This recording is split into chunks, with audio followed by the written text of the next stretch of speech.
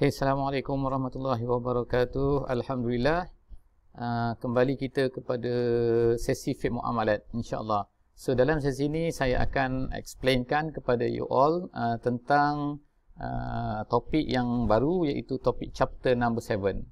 So, apa dia punya topiknya adalah rights of option. Right of option, ataupun dalam bahasa Arabnya dipanggil khiyarat ataupun hukuk al-khiyarat.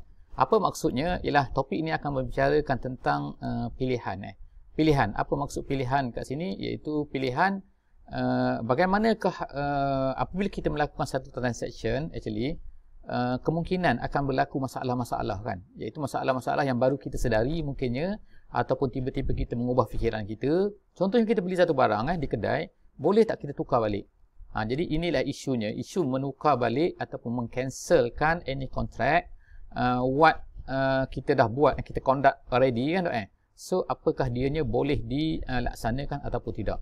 Jadi hak ini dinamakan sebagai hak al-khiyarat di dalam Islam. So dalam Islam kita akan tengok kat sini kan bahawa dia ada sebanyak 4 jenis. 4 jenis. Saya sebut sini ialah dalam Islam, bukan saya sebutnya dalam mazhab Syafi'i. Sebab dalam mazhab Syafi'i tidak semua daripada 4-4 ni kan boleh di-applykan. Maksud tidak boleh di-applykan, tidak diharuskan maksudnya.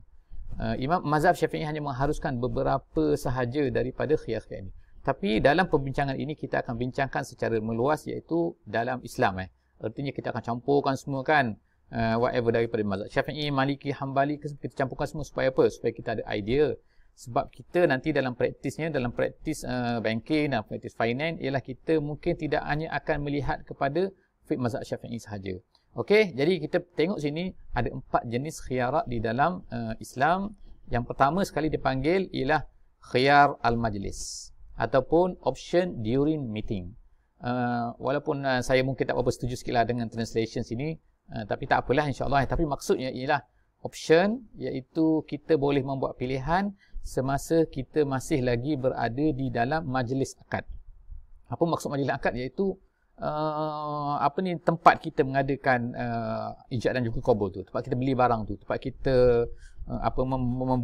membuat kontrak tu kan. Iaitu itu nama dia apa? Option during meeting ataupun al-majlis.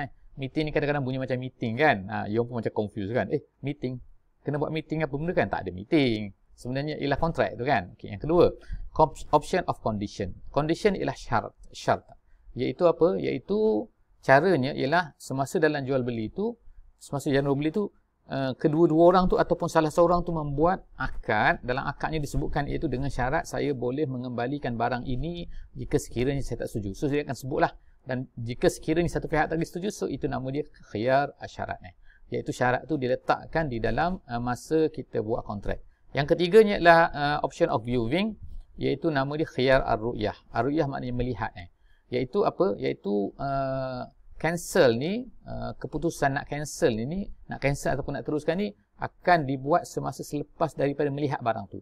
Ini dalam kes mungkin kita beli barang tu tak ada lagi. Barang tu hanya diceritakan saja. Tapi tiba-tiba bila beli betul-betul tengok-tengok barang, apa tak sama ni? Itu maknanya bila tengok barang tu boleh tak kita khiyar. Kita membuat pilihan untuk cancel. Kemudian yang keempat, nama dia option of defect. Option of defect iaitu aib dalam bahasa Arabnya, iaitu maksudnya ialah kecacatan. Artinya bila kita beli barang tu tiba-tiba ada kecacatan. Apa ni kan? Sepatutnya tak cacat kan? Sepatutnya janji tak cacat kan? Sepatutnya masa tu tak cacat, tiba-tiba dia tak beritahu, tiba-tiba balik rumah tengok-tengok cacat. So boleh tak kita option, kita buat kita tukar barang tu, kita cancelkan akad tu. Jadi itulah ada 4 perkara yang harapnya insya-Allah kan diorang okey, boleh faham insya-Allah. Okey.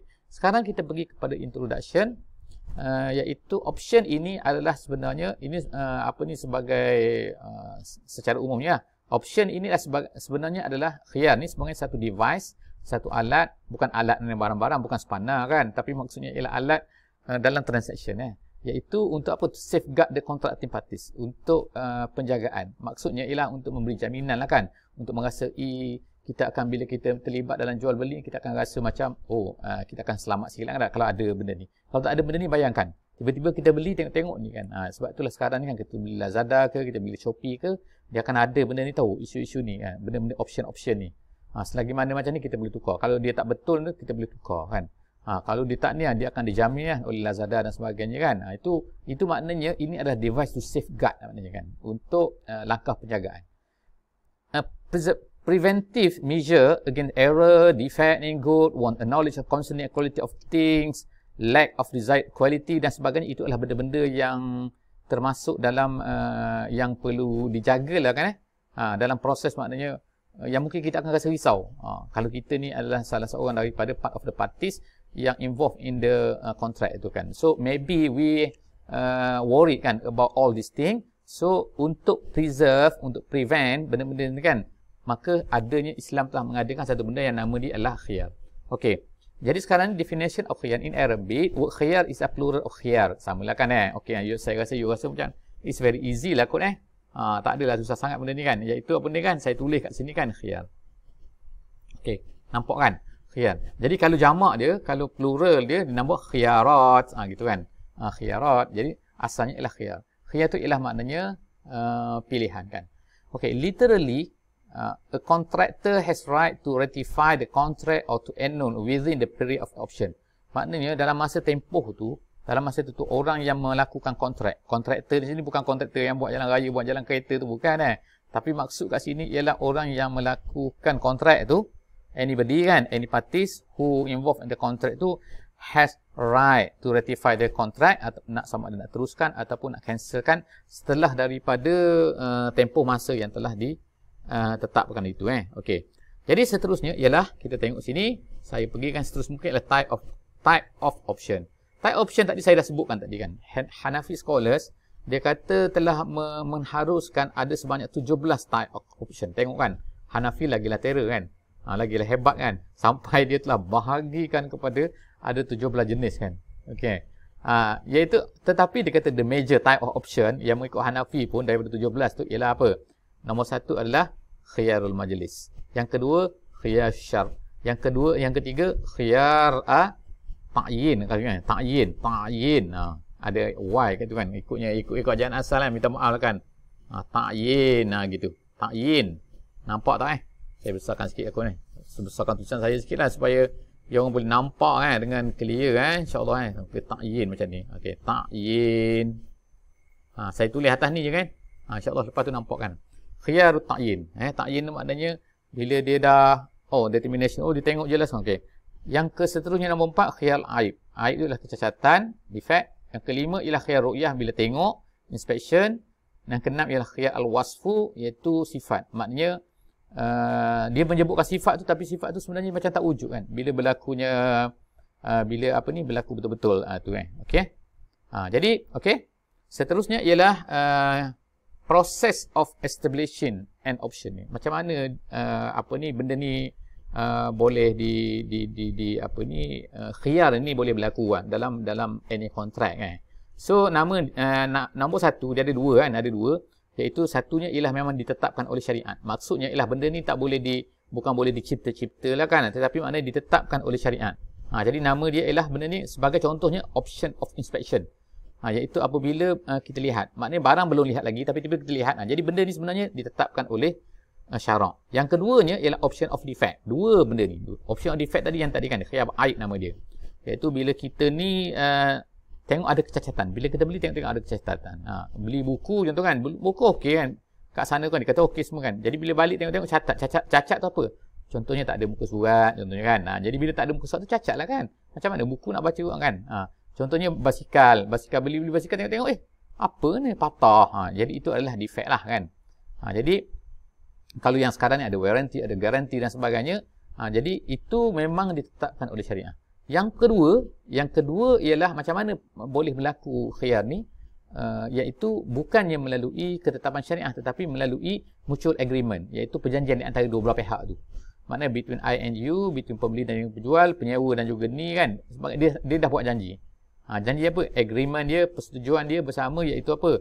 Kalau ada macam ni, maka dia boleh tukar. Gitu kan. Jadi maknanya itu bukannya ketetapan daripada syarak. Maknanya mesti ada kena janji. Kalau tak ada janji tak boleh, tak jadi. Yang atas tu, yang nombor satu tu ialah memang ketetapan syarak.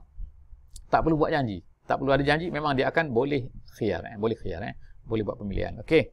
Seterusnya ialah, okey, saya tengok betul insya-Allah betul. Okey. Iaitu khiyar majlis. Kita pergilah satu-satu kan, sekarang kita pergi satu-satu masuk kan. Kita ambil, tapi insya-Allah kita tak discuss semula kan, sebagaimana kata Hanafi itu kan dia ada banyak sangat kan sampai sampai 17. Tapi kita akan ambil sebahagian saja daripada khiyar-khiyar ni. Kita faham kan. Yang pertama sekali ialah khiyar majlis. Khiyar majlis ni, apa dia khiyar majlis ni? Khiyar majlis ni ialah option of contracting session. Terjemahan kat sini okey sikit kan? Terjemahan tadi dia kata meeting. Apa meeting-meeting ni? Berjumpa kan? Tapi kat sini ialah option of contracting session. Mana session tu? Sesi tu. Sesi mana buat majlis lah. Bukan buat majlis. Kalau kita ni bahasa Melayu ni majlis ni macam beria sangat kan, buat majlis dan sebagainya. Ni maknanya bukan buat majlis. Tapi maksudnya ialah sini ialah dalam sesi tu. Sesi apa? Sesi kita membeli, sesi menjual, sesi berakad, sesi menyewa dan sebagainya tu. Itu semua tu adalah nama dia ialah dalam majlis. Okay. Conferred on each of the parties to contract, allowing them to rescind it or not to proceed with concluding the contract, usually of sale, before they leave the contract assembly. Tapi yang penting kat sini, yang penting kat sini apa maksud dia ialah, iaitu kedua-dua pihak ini boleh mengcancelkan kontrak yang mereka buat tu as long as mereka ni inside the session. Jadi apa maksud session ni? Apa maksud ni? Adakah maknanya kalau dalam supermarket tu kita lari, kita meninggalkan tempat, contohlah kan, kita meninggalkan tempat apa? Tempat cashier tu kan. Adakah itu dipanggil sebagai session? Kalau dalam kedai, kita beli dalam kedai biasa kan, adakah makna bila kita keluar daripada kedai tu, itulah kita keluar dari session? Kalau dalam rumah kata kan, kita buat majlis dalam rumah, bukan majlis lah, kita buat akad tu kan, ataupun akad tu tepi jalan, bilakah yang dikatakan kita ni berpisah? Jadi ini adalah perbincangan panjang lah di kalangan ulama kan. Tapi at leastnya maksudnya kita ada idea dulu tentang apakah yang dikatakan sebagai khiyar al-majlis tu. Okay, the two parties to a sale have the option as long as they have not parted. Not parted maknanya tidak berpisah. Jadi selagi mana mereka ni tidak berpisah, maka mereka itu ada hak untuk mengcancelkan mereka punya jual beli. And one of them may give the other the option for a longer period. Tapi Nabi SAW kata dia terpulang kepada dia. Kalau dia nak pergi panjang lagi, itu terpulang kepada dia kan. Maknanya panjang lagi tu maksudnya dia kata tak apalah, okay, kita janji kita akan ni pada setahun. Janganlah setahun kan. Setahun ni jual apa kan tak mungkin salah kata 3 hari ke kan. Okey kalau kedai, contohnya kedai DIY lah kan sekarang kan, you pergi kedai DIY tu kan, you tanya dia kan, biasanya dia akan bagi seminggu. Dia kata guarantee tak ada, tapi you boleh tukar dalam masa seminggu kalau ada apa-apa problem. Itu maknanya nama dia option, itulah kan yang dia setujui oleh mutual agreement between both. Okay. Seterusnya ialah opinion of the scholars on khiyar majlis. Jadi sekarang kita tengoklah, kita tak pergi detail tentang bagaimana itu kan, bila masa macam mana dikatakan berpisah dan sebagainya itu kan, kita tak perlu detail. Tapi kita nak tengok sekarang ni ialah opinion of the scholars. Maknanya pandangan-pandangan ulama kan, pandangan-pandangan ulama, pandangan-pandangan Muslim scholars lah ulama-ulama Islam dalam isu ini. Dia kata majority of the scholars, Syafi'i, Hambali, dia kata khiyar majlis ni okey, maknanya valid maknanya sah lah kan, boleh diterima pakai. And it's end with the depart of the parties physically or through mutual agreement. Maknanya dia tu dikira berpisah bila? Iaitu apabila mereka ni berpisah. Iaitu with the depart of parties physically, maknanya tubuh badan lah kan tubuh badan, bukannya ni. They resort to the previous narration to defend their opinion tetapi dia kata kat sini kan dia kata kat sini, saya kata tak apa yang ni, ini tak apa tak perlu sebab tak nak terangkan confuse lagi kan So kita pergi sekarang ni opinion lagi ni, opinion yang kedua. Yang tadi tu ada satu pandangan mazhab lah kan pandangan mazhab iaitu siapa, iaitu di kalangan Syafi'i dan juga Hambali, tetapi menurut minority group of scholars especially. Ini minority ni dia sebut ni dua kan, dia sebut dua, tapi sebenarnya dia kata minority. Kenapa dia kata minority? Sebab apa?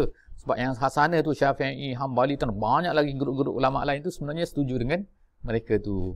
Tetapi yang minority ni ada sikit yang kata contract is binding immediately after ijab, maknanya tak ada khiyar majlis. They argue that the above prophetic tradition mean departing through speech. Jadi mereka katalah sebenarnya apa yang disebutkan oleh Nabi itu dalam hadis itu sebenarnya ialah bukan maksud fizikal, perpisahan fizikal. Okey. Jadi kita berhenti dulu setakat ni insya-Allah. Okey. Okey, wallahu a'lam bissawab.